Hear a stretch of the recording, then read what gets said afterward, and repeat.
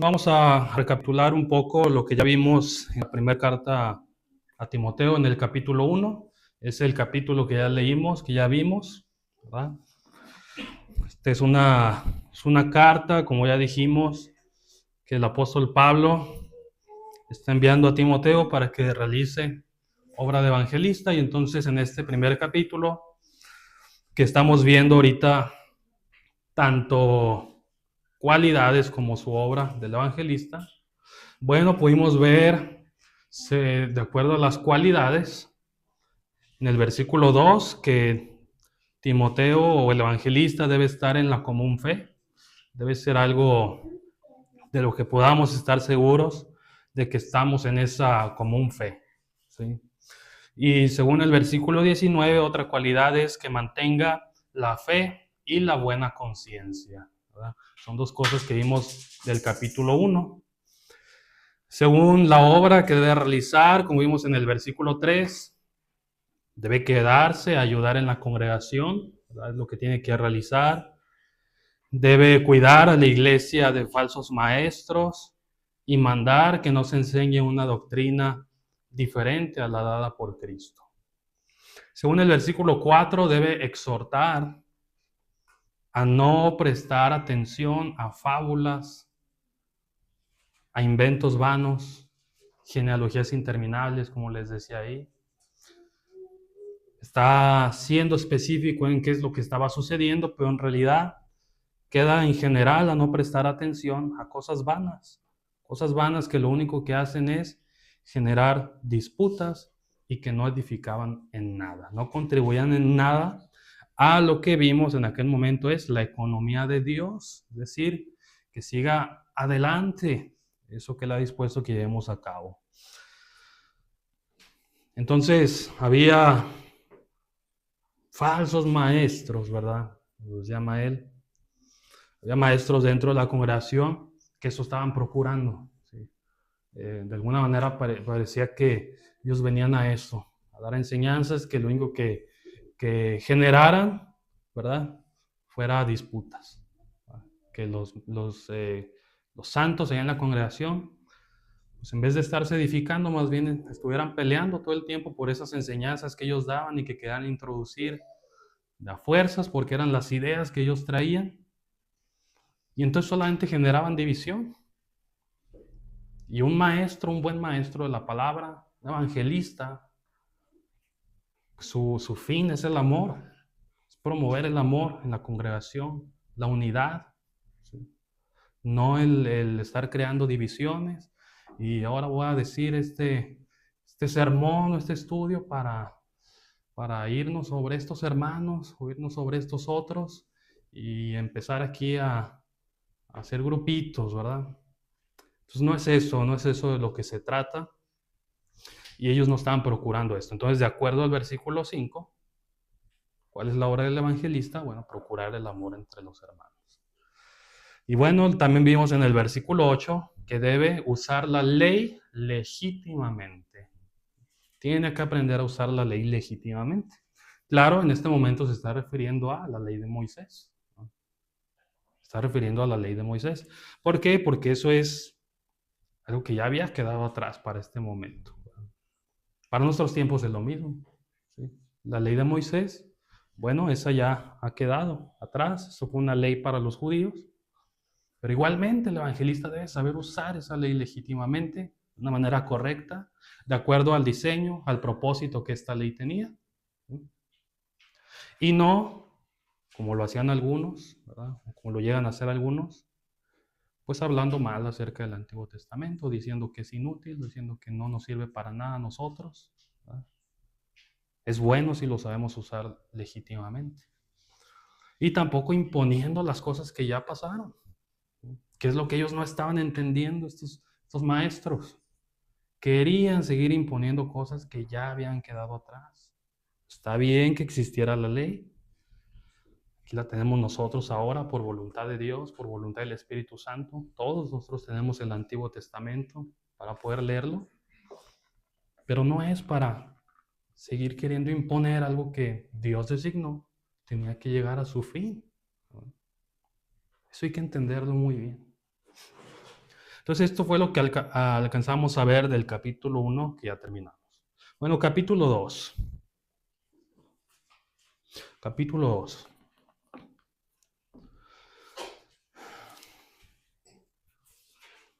Hermana María, ayúdame a leer. Uy, ahora sí que no.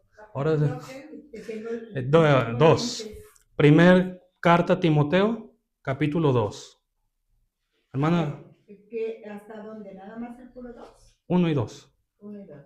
Dice, tú pues, hijo mío, No, esfuérzate. primera Timoteo, 1. capítulo 2. Ah, estoy leyendo segunda. Capítulo 2, ¿cuál artículo? 1 y 2. A ver, dice, exhorto ante todo a que se hagan rogativas, oraciones, peticiones y oraciones de gracias por todos los hombres, por los reyes y por todos los que están en eminencia, para que vivamos quieta y reposadamente en toda piedad y honestidad. Bien, muchas gracias. Esa es la frase en la que quiero que nos concentremos ahorita. Para que vivamos quieta y reposadamente en toda piedad y honestidad. Bueno, ¿qué está mandando Pablo?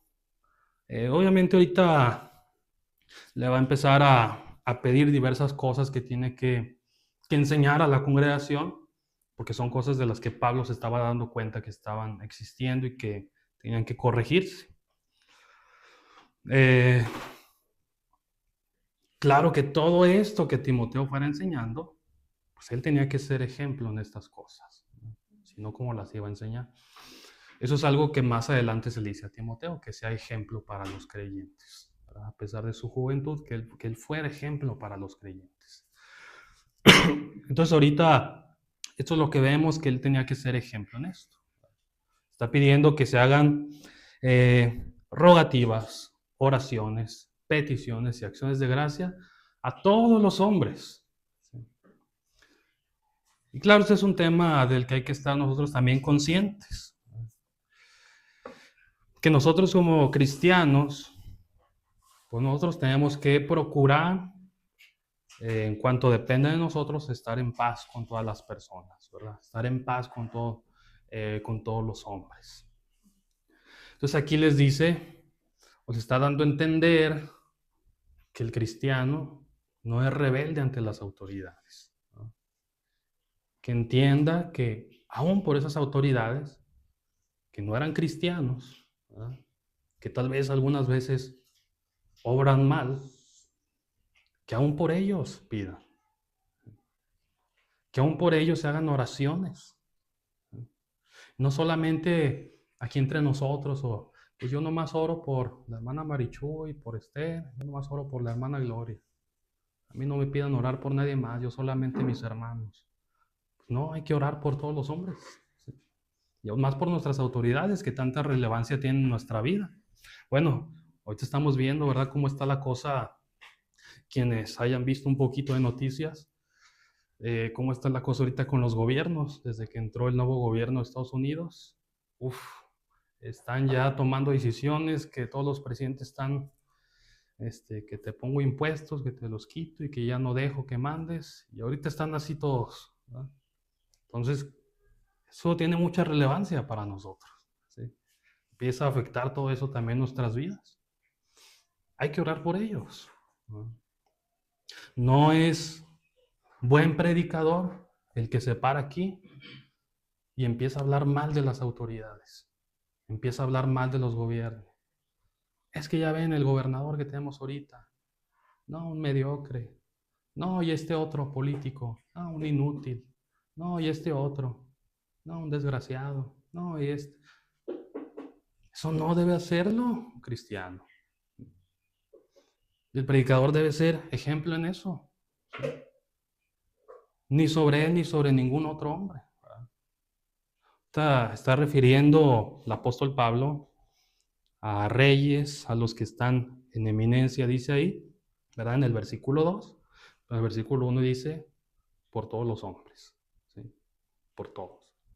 Entonces nosotros debemos de aprender a tener ese amor. Eso es un tema bien importante. A lo mejor no quiero profundizar mucho ahorita, pero sí, nosotros como cristianos tenemos que aprender a tener pues ese amor por todas las personas. No digo que vayamos por la calle abrazando a todo el mundo y dándoles besos, pero tener ese amor por las personas, tener ese amor por el pecador. ¿Sí? Entonces no es agradable, ¿verdad, hermanos?, estar platicando aquí entre cristianos y que el hermano o la hermana empiece a insultar a las personas. Que empiece a insultar a las personas con las que ha estado, y que me hizo ¿sí? Y estar hablando mal de ellos, de nuestra familia, ¿sí? De personas que no son cristianos. Otra cosa que yo he visto en algunos, sobre todo jóvenes, se les da mucho por decir esto, que prefieren a los animales antes que a las personas. ¿Sí? Que yo prefiero con los perros porque no, la gente es bien malagradecida y la gente bien así, y son cristianos. ¿Cómo uno como cristiano va a hablar así de la gente? ¿Cómo uno va a decir, yo prefiero a los animales porque los animales son bonitos, hay bondad en ellos? Y nada, las personas. Tenemos que aprender a tener amor por el pecador. Un Cristo tuvo amor por todos nosotros, antes que por toda su demás creación, para que al final nosotros, todas las personas se nos hagan como que, y estarlas insultando. Eso no es posible. Entonces aquí es lo que les está queriendo dar a entender. Si no es nada más una cuestión aquí de entre nosotros, todos los hombres, ¿sí? Hay que aprender a orar por todos, ¿verdad? Nuestra amada Rosita nos cuenta del doctor, ¿verdad? Que luego la trató mal. ¿Qué hay que hacer con ese doctor? Orar por él. Orar que Dios le bendiga. ¿Hablar mal de él? No. Pues ya lo que pasó, pasó. Ya no hay que hablar mal de él. Hay que orar por él. ¿Sí? Ahorita salimos a la calle y alguien nos insultó. ¿Qué hay que hacer? Orar por él. ¿Verdad? Que Dios le bendiga y que le ayude a entender pues el mal que hace. ¿Verdad? Y así nos vamos a seguir encontrando nuestra vida con gente pues que no se comporta de la mejor manera con nosotros. ¿Qué hay que hacer con ellos? Orar por ellos. Es lo que nos manda el Señor. ¿Sí? Entonces, Timoteo tenía que enseñarle esto a la iglesia. ¿Sí? Hagan oración por todos, por los reyes, por los que están en eminencia, por los gobernadores, por ese gobierno que había sido culpable de la muerte de Jesús. ¿Verdad? No fue Pablo diciéndoles, insulten a los romanos, siempre que vean un romano, háganle esto. ¿Sí? Siempre que vean a alguien del gobierno, insúltenlo. Siempre que vean a alguien del gobierno de Poncio Pilato, métanle una patada, no sé. Oren por ellos. Lo tenían todavía ellos, digamos, a lo mejor emocionalmente un poco más difícil, ¿verdad? Porque era quienes habían asesinado a Jesús, ¿verdad? Y Pablo les estaba pidiendo que oraran por ellos. Entonces nosotros, ¿verdad? Que vemos ahí los presidentes, los gobernadores, que a veces nada más los conocemos por fotos, ¿verdad? Que no es que los veamos aquí ni nada.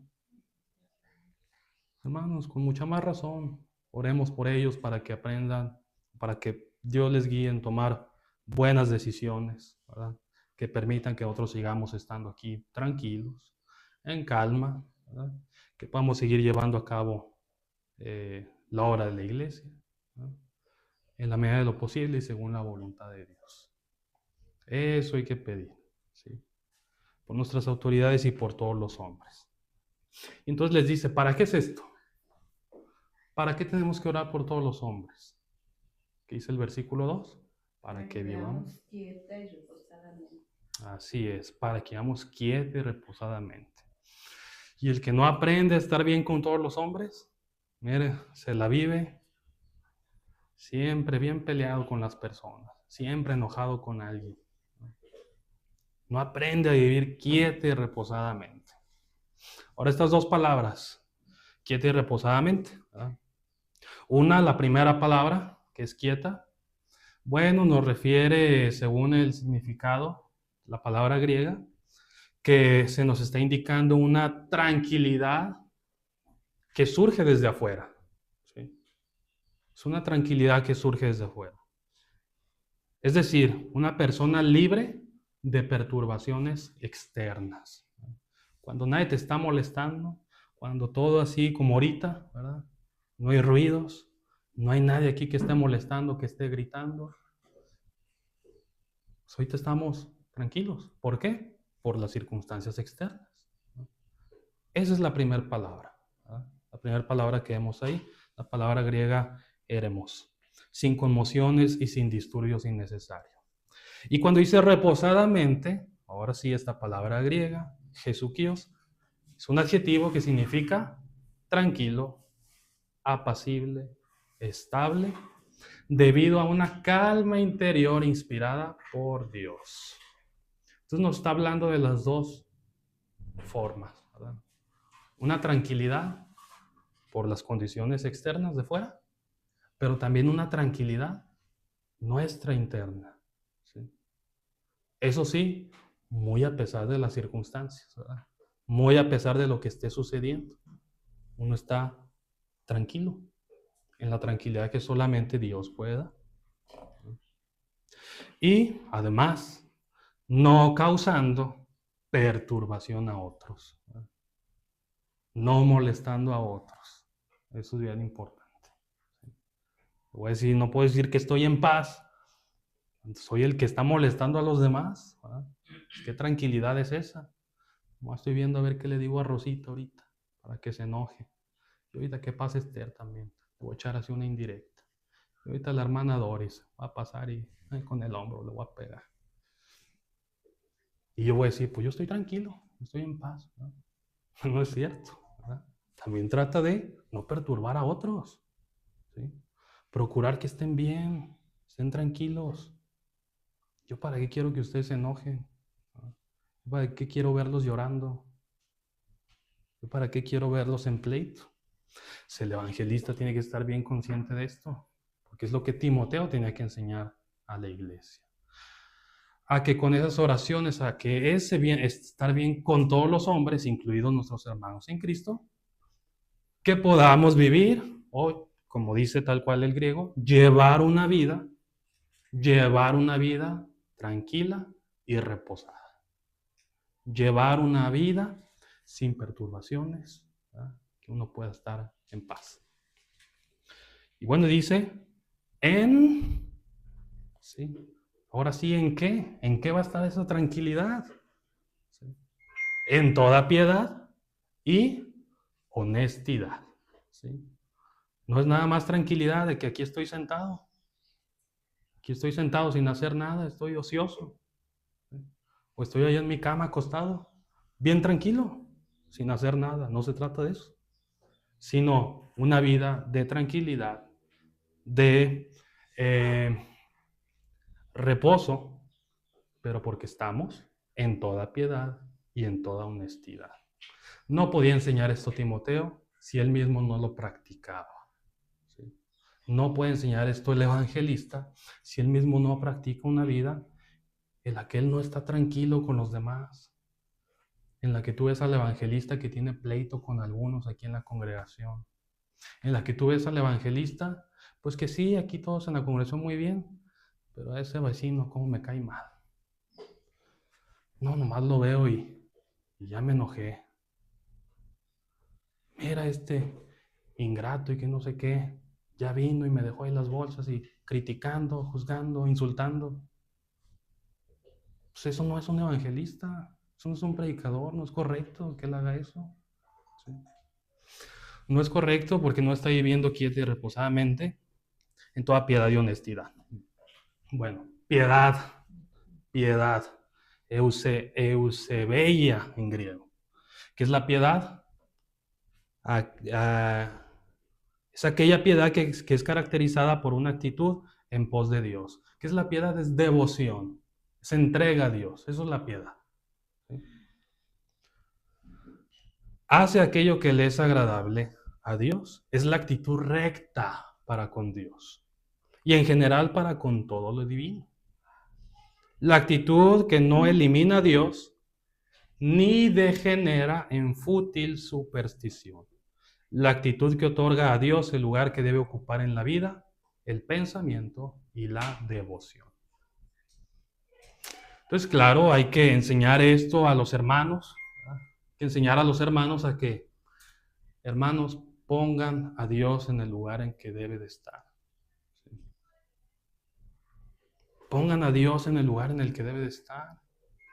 No lo pongan después de la familia, no lo pongan después de los amigos, no lo pongan después de las costumbres, de las tradiciones, no lo pongan después de su trabajo. Póngalo en el lugar en el que debe de estar Dios. Y luego yo no falto porque me fui de vacaciones. Yo falto porque me fui de vacaciones. Y el hermano Moy, oh, pues que se fue a Manzanillo. Ah, órale. Y el hermano Moy entre semana, no, es que ahora que iba a trabajar. Entonces, hermanos, ¿cómo les puede hablar el predicador, el evangelista, de ser devotos a Dios? Él mismo no está practicando esta devoción. ¿Sí? Pero eso es para él, ¿verdad? Tiene que estar consciente de estas cosas. Estamos hablando ahorita de la obra que debe entender él, que debe de hacer. Claramente los demás no podemos decir, pues yo también voy a faltar porque el hermano falta. No se trata de eso, ¿no? Pero claro, debe él entender estas cosas. Y la otra, honestidad. ¿Qué es honestidad? Bueno, aquí se usa otra palabra griega, semnotes, y que hace referencia a sobriedad, seriedad, dignidad, respetabilidad. ¿Sí? Pues tiene que ver, dicen algunos comentarios, con decencia, decoro, ¿sí? O sea, que sepa llevar a cabo o sepa tener esta vida de esta manera. Eso es seriedad, no uno que de nada se ríe, ¿verdad? Seriedad tiene que ver con que se toma las cosas en serio, ¿verdad? Lo vemos tomarse en serio lo que hace. Y no como que le da igual, no como que no importa. Entonces, el predicador, aquí Timoteo, claro, si iba a enseñar esto, tenía que llevar una vida seria, tranquila, con decoro, sabiendo poner a Dios en el lugar que le correspondía. Y bueno, no estar haciendo caso de cosas externas, ¿verdad? Supersticiones, fábulas, mitos. Entonces no podemos ver nosotros, o el predicador tiene que estar consciente de que no puede estar haciendo esas cosas. Tiene que aprender a llevar una vida adecuada con Dios. Entonces hay quienes, pues imagínense, ¿no? Yo creo que todos habremos escuchado, pues de quienes son, bueno, pues les ponen diferentes nombres luego en las sectas, ¿verdad? A veces sí son predicadores, otras veces les llaman pastores, o los líderes, y una vida bien escandalosa, ¿sí? Una vida bien escandalosa. Todo el mundo está hablando de que sus estafas o sus relaciones, ¿verdad? Sus adulterios. Bueno, ahorita hay hasta uno en la cárcel y la gente lo sigue tomando por líder. Eso no es posible de acuerdo a lo que estamos leyendo ahorita, ¿verdad?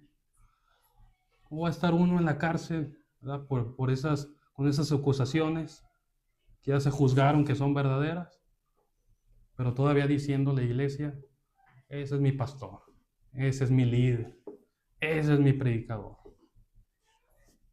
No tiene sentido, no tiene coherencia de acuerdo a la palabra de Dios.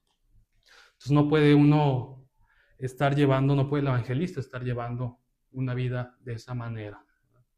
La que yo aquí me presento a buenos sermones, buenas clases, pero luego ustedes ya saben que yo ando en adulterio, ¿verdad?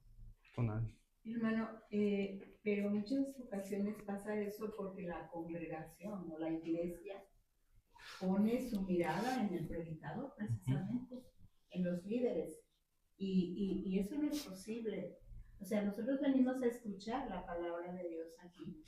Y cuando escuchamos nosotros debemos de pensar que es la palabra de Dios, no es la palabra del hermano que está enfrente.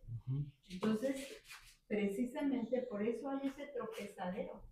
Y mucha gente a pesar de todos los errores, claro que no estamos para juzgar a nadie, ¿verdad? Pero de todas maneras, como una persona que está fallando puede ser nuestro líder, no puede ser. O sea, entonces, ¿con qué calidad predica o con qué calidad moral habla? Pues no se puede. Aunque no, luego, dicen, es que no pongan la mirada en mí, para eso, bueno, o sea, no se puede contradecir eso. Sí. O luego dice la gente, pero son hombres y fallan. Pues no, o sea, no puede ser eso. Un líder tiene que, así como está especificado aquí, ¿verdad? Para no tenga nada de qué avergonzarse. Entonces, lo que se llega a hacer es eso, glorificar al hombre. Glorificar al hombre por encima de lo que él está predicando. Que eso no es lo importante el hombre, pero finalmente se recae en eso. Bueno, esa es la enseñanza que muchas veces se da, ¿verdad? Es con la que se manejan muchas veces, pues en las sectas, ¿verdad? Al hombre. En él está la mira, él es el importante. Y bueno, se caen esos errores, ¿verdad? Y pues aguantar muchas cosas que no se tienen que aguantar, ¿verdad? Entonces ese es el problema, como dice la hermana Mari, que se puede llevar a eso. Hermana Gloria. Y también venimos a oír palabras de Dios, sí, no comentarios propios. Pues sí, al final la enseñanza que se da es esa. Quien viene aquí a enseñar, pues tiene que hacerlo conforme a la palabra de Dios. Así debe ser hecho de esa manera. Entonces sí, es importante de ambos lados, ¿verdad? También si la iglesia conoce estas cosas, pues tiene que actuar al respecto, ¿verdad? O sea, sí no se puede decir definitivamente, pues sí, el hermano anda mal y todo, pero no, ustedes pongan atención a las cosas de Dios, ustedes no se fijen en eso. Pues no, como iglesia también se nos enseña a actuar al respecto. Pero claro, estamos hablando de que el evangelista debe ser consciente de estas cosas si quiere llevar a cabo este trabajo. Debe aprender a vivir quieto y reposadamente en toda piedad y en toda honestidad, ¿sí? No puede desentenderse de eso, vamos, ¿sí? No puede desentenderse y decir, pero no se tienen que fijar en mí. No. Sabe que está ocupando un lugar que es importante llevar a cabo una vida así, ¿no? Porque esto es bueno, dice el versículo 3, porque esto es bueno y agradable delante de Dios nuestro Salvador, el cual quiere que todos los hombres sean salvos y vengan al conocimiento de la verdad. Por eso mismo es que hay que orar por todos los hombres. Por eso mismo es que hay que amar a todos los hombres. Por eso es que hay que estar en paz con todos los hombres. Porque Dios quiere que todos procedan a arrepentimiento, todos procedan a salvación y al conocimiento de la verdad. Y si Dios quiere eso, debiera ser lo mismo que nosotros queremos. Por eso les digo que no es incoherente, es ilógico decir que preferimos a los animales, que no necesitan salvación, ¿sí? Que no tienen almas, que no necesitan vida eterna, que digamos que preferimos un animal antes que a las personas, ¿no? Que a las personas no las soporto, es que a las personas no puedo lidiar con ellas. Es que las personas, tú estás con ellas y no, te sacan de quicio. Bueno, así te amó Dios a ti, ¿sí? Y así amó Dios a todas esas personas. Nosotros debiéramos de buscar tener ese mismo amor, porque estamos buscando lo mismo, que todo hombre, incluso aquellos que nos han tratado mal, que también ellos procedan a arrepentimiento y procedan a salvación, ¿no? Entonces es nosotros algo que debemos de tener bien en cuenta. Es una enseñanza para toda la iglesia, ¿no? Claramente Timoteo tenía que poner el ejemplo también en esto. Porque hay un solo Dios, dice el versículo 5. Porque hay un solo Dios y un solo mediador entre Dios y los hombres, Jesucristo hombre. Solamente un mediador.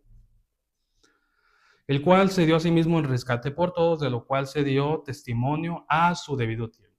Para esto, dice Pablo, yo fui constituido predicador y apóstol y maestro de los gentiles en fe y en verdad. Es que importante es esta parte, ¿verdad? Aquí no se nos está refiriendo mucho que sea algo que estaba pasando entre ellos, pero era importante que fueran conscientes de que había que orar por todos los hombres y había que estar en paz por todos ellos. Luego Pablo le sigue repitiendo que los que son siervos, que sean buenos con sus amos, que los obedezcan. Y también los amos con sus siervos. Pero hay una importante reflexión y mandatos sobre estar bien con todos los hombres. ¿Sí? Entonces esto siempre tiene que corregirse cuando escuchamos hermanos, hermanas, hablando mal de las personas, hablando mal de las autoridades. No está bien, no es correcto, ¿no? Y el predicador sobre todo debe ser consciente de estas cosas, ¿verdad? Que luego se emocionan y quieren empezar a hablar mal de aquel, del otro, los políticos sobre todo. Y pues no es correcto estar haciendo esas cosas, ¿verdad? Es cuando nos paramos aquí al frente. Bueno, lo demás vamos a explicar ya nada más lo de versículos 8 y 9. ¿Me ayuda a leerlo, hermana Doris, por favor? Sí, gracias. Quiero pues que los hombres oren en todo lugar, levantando manos santas, sin ira ni contienda.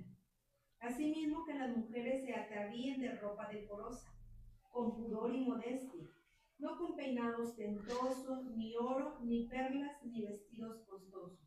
El 10 también. Sino con buenas obras, como corresponde a mujeres que profesan piedad. Bien, muchas gracias. Bueno, vamos a explicar nada más lo del 8. Aunque estamos viendo aquí que ahora le está refiriendo que Timoteo también tenía que estar al tanto de conducta de hombres y mujeres, ¿verdad? Lo primero que está diciendo, cuando dice que los hombres, está utilizando la palabra griega que es referente solamente a los varones. Y después habla de una cuestión de las mujeres, ¿verdad? Solamente para las mujeres. No exclusivamente para ellas, pero al final era el tema de la vestimenta, había que estar más atento con las mujeres, ¿verdad? En ese momento. Y el otro tema, había que estar más atento con los hombres con eso, ¿verdad? Porque trata de contiendas, trata de ira, y pues los hombres solemos ser siempre más viscerales en ese sentido, ¿verdad? Más de pleito, más de contienda, más de ira, ¿verdad? Probablemente estaba pasando mucho eso con aquellos hombres. Entonces, ¿qué tenían que hacer ellos? Dice ahí, levantar manos santas, ¿verdad? Levantar manos santas. Y no por eso algunos pues enseñan que, bueno, entonces hay que levantar las manos siempre que oramos, ¿verdad? Así vemos, así solemos ver en otras imágenes. Usted las busca y oración, y va a salir una persona así, ¿verdad? Así en algunos lugares, así les dice, ¿verdad? Levanten sus manos, vamos a levantar las manos, vamos a orar, ¿verdad? Y se sienten que pues como que estamos más en reverencia que aquel que lo hace así tranquilito. Eso es una costumbre muy de los orientales en aquel tiempo. Sí solían orar de esa manera. Y todavía lo han de hacer muchas personas, ¿verdad? Según la costumbre del lugar, ¿verdad? Muchas personas han de orar así, levantando sus manos, ¿verdad? Esa era la costumbre en aquellos, o es costumbre en aquellos lugares, ¿verdad? Levantar las manos en súplica a Dios. Y claro, cuando entra la iglesia primitiva, ¿verdad? Cuando comienza a ver, a partir de Hechos, ¿verdad? Que comienza a existir la iglesia, pues esta misma costumbre siguió existiendo, ¿verdad? Dentro de la iglesia. Muchos cristianos lo hacían, el levantar las manos. Sin embargo, la enseñanza que está dando ahorita aquí en Timoteo, el mandato no es el de levantar las manos, ¿sí? No es ese, sino el de orar con manos santas, ¿sí? Ese es el mandamiento, no el de levantar las manos. Esa era la costumbre que ellos tenían, ¿no? Entonces, por eso lo explica de esa manera. No es mala la postura, ¿verdad? Pero tampoco es un mandamiento. Entonces, aquí, ¿qué debemos de hacer nosotros como iglesia? Porque es un mandato para toda la iglesia, lo que debía enseñar Timoteo a toda la iglesia. Bueno, que si nos vamos a dirigir en oración, que lo hagamos con justicia en nuestra vida, ¿verdad? Consagrados al Señor, de manera, con santidad, pues, ¿sí? Entonces, al orar por otros, cuando oramos por otras personas, ¿verdad? Hay que estar llevando una vida pura, santa delante de Dios. Necesitamos hacer eso. El que ora tiene que estar libre de toda pasión pecaminosa hacia otros. Tiene que estar en paz, en calma y con una mente benévola. Bueno, alguna vez hablamos acerca de esto, cuando hablamos acerca de los frutos del Espíritu, hablamos acerca del amor, ¿sí? Yo les mencionaba que existe un amor que aprendemos en el mundo. Cristo mismo habla sobre esto. Si tú amas a los que te aman, ¿qué haces de más? ¿Sí? Si tú saludas al que te saluda, ¿no hacen lo mismo los gentiles?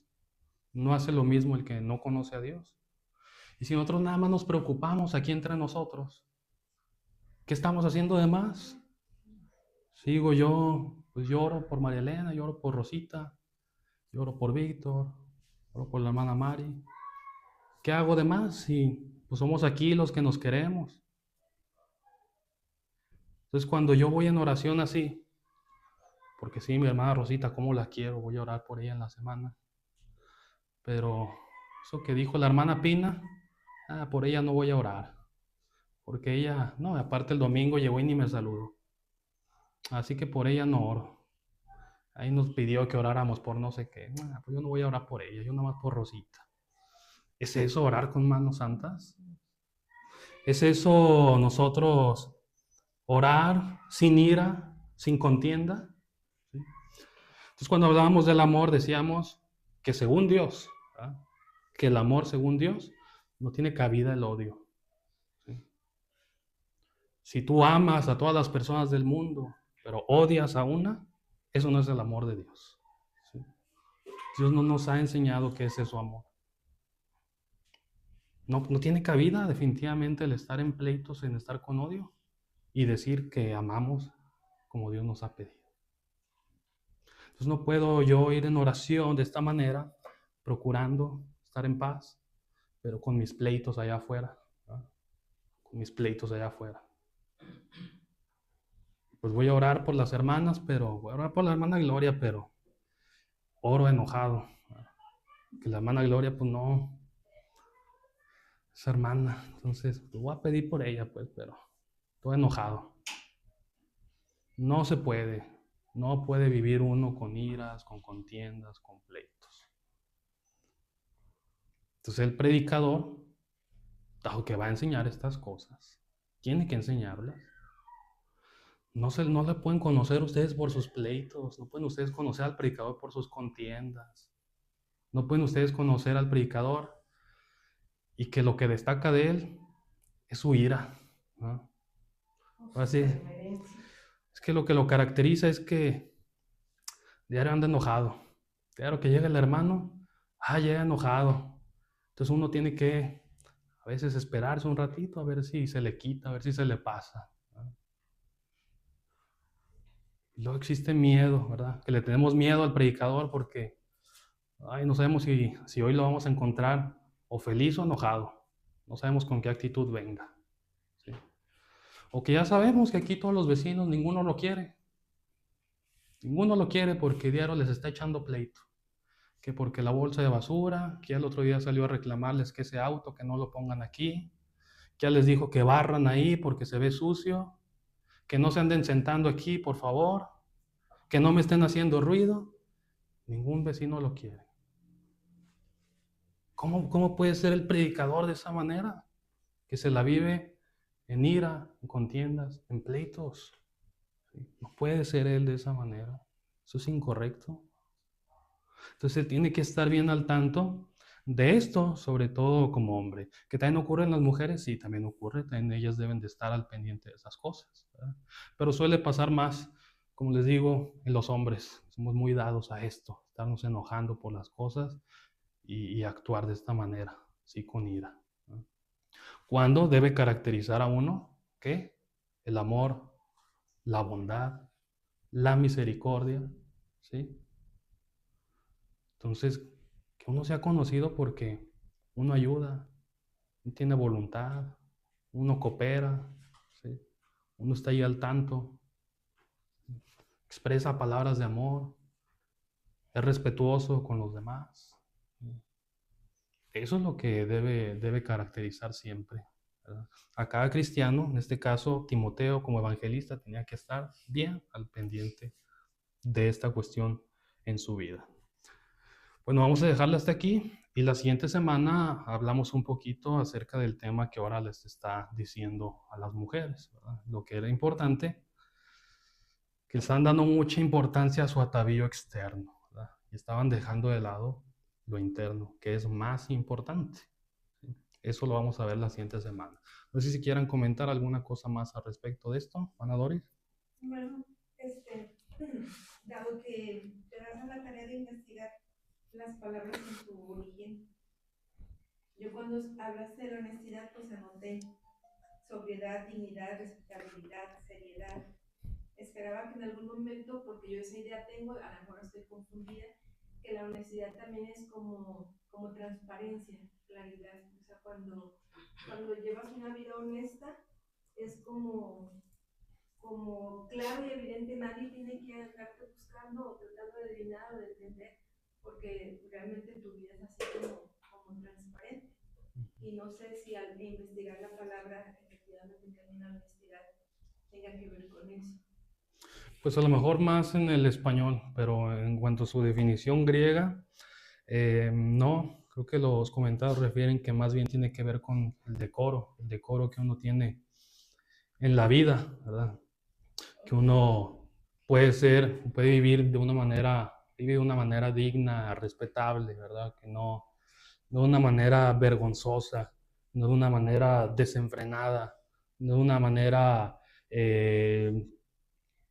pues que no, definitivamente no glorifica a Dios con la vida que uno lleva, ¿no?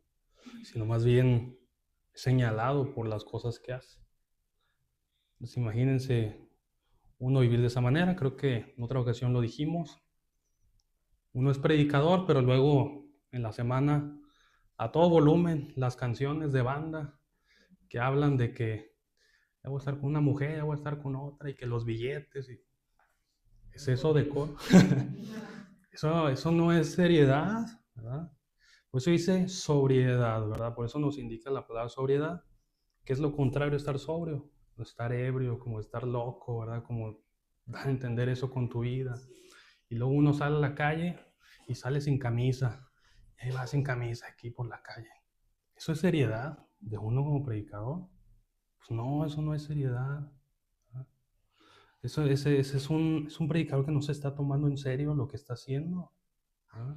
Que piensa que es una cosa de que aquí el domingo llego y bien vestidito y hablando bien, pues ya nomás no están los hermanos. Y ahora sí, hablar como uno se le da la gana y estar haciendo de su vida lo que uno quiere. Eso no es seriedad. Claramente lo que dice la hermana, ser transparente, ¿verdad? O son cosas que bueno, todo cristiano tiene que aprender a hacerlo, a no tener nada que ocultar, ¿verdad? Finalmente, la Escritura nos habla de que pues, todo lo que hagamos en secreto finalmente va a ser revelado. Entonces, que uno entienda de manera personal que qué sentido tiene, hermanos, que yo durante la semana haga cosas que ustedes no ven, si al final se van a dar cuenta. El día del juicio todos ustedes se van a dar cuenta de eso que yo hice en secreto. Así que, ¿de qué me sirve? No me sirve de nada, hermanos. Nada. Entonces, si yo comprendo eso, pues voy a tratar de ser, pues siempre honesto con ustedes. Yo entiendo que hay quienes, pues por su personalidad, a lo mejor no les gusta compartir muchas cosas de su vida. Tampoco yo le veo nada de malo, ¿verdad? De repente, reservarse algunas cosas, ¿verdad? Pero hay que aprender a hablar con los hermanos también de lo que estamos haciendo, ¿verdad? Con nuestra vida. Creo que hay una parte, nada más no recuerdo el texto, una parte de la escritura donde dice sin doblez. Ajá. O sea, es más bien a la palabra que se refiere Doris. O sea, es sin mentiras, sin tratar de de engañar a las personas, porque, pues sí, así como dices tú, puede uno vivir, ¿quién te vigila? Uno está solo, sobre todo yo estoy sola, ¿verdad? ¿Quién me vigila? Pero estar consciente que Dios es el que nos ve. Sí. Así nos escondamos de todo mundo, Dios nos ve. De Él no nos podemos esconder. Dice, ¿a dónde iré que no me veas tú? Sí, esa palabra, pues sí, es la de sinceridad sobre todo, ¿verdad? La palabra de sinceridad hace referencia a eso, a sencillez, ¿verdad? Que les comentaba yo Transparente. que tenía que ver con eso que dice la hermana, ¿verdad? A veces se utilizaba para hablar de la ropa o de vestimentas que no tenían dobleces, ¿verdad? Que estaban así, que no podía ver tal cual lo que era, sin complicaciones. Entonces eso, el cristiano tiene que aprender a ser sincero. Sí. ¿Quiere usted comentar? Sí, nada más el comentario era porque hoy a mí me parece tan interesante, tan valioso que nos estés enseñando conforme a la escritura lo que Dios espera del evangelista, porque creo que es como algo como refractario, algo que se refleja. Estamos aprendiendo sobre el evangelista, pero es inevitable que luego toda esa enseñanza aterrice en cada uno de manera personal. Saber que, sí, soy mujer, no soy el evangelista, qué responsabilidad tan grande le ha puesto Dios al evangelista, orar por él, pero luego no quedarnos ahí sin decir, bueno, pero eso espera Dios de cualquier cristiano, como Dios lo acaba de decir. Muchísimas gracias. Sí, pues son cosas que también hay que comprender, ¿verdad? Cuando hablamos también del tema de los ancianos, luego muchos quieren aplicarlo como que usted debe ser así porque va a ser el anciano. Pues sí, pero ¿de qué nos está hablando ahí? De un cristiano que ya está en madurez, ¿sí? Entonces, es para vergüenza mía que ya soy un cristiano en madurez y no soy eso mismo, ¿sí? Entonces son cosas de las que hay que estar consciente cada uno, ¿verdad? De nosotros en nuestro actuar.